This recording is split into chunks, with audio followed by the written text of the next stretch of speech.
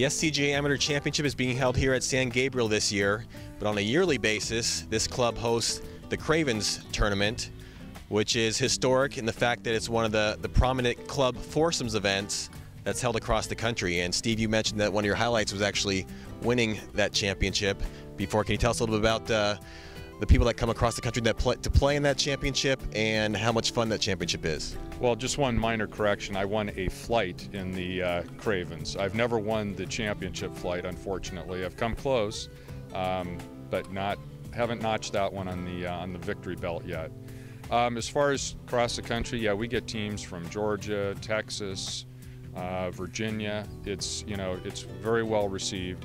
And it's such a unique tournament because you have 18 holes of qualifying, and it's probably the hardest 18 holes you ever play. And again, being a foursomes event, it's alternate shot, so your partner can leave you in some pretty bad places, and you can leave them in some pretty bad places. And the other thing that happens too is you can go, 6-8 holes without hitting a putt longer than a foot, and now all of a sudden you're looking at an 8-footer and you don't remember how fast the greens are because you haven't had any putts that you've had to make. So it's got a lot of unique characteristics.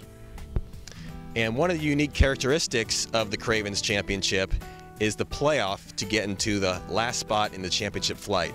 And that often involves a playoff with 15 or 16 teams, which includes 15 or 16 golf balls playing that first hole, with often 100 to 200 spectators from the club watching. So Alistair's the man that watches over that playoff and coordinates that playoff.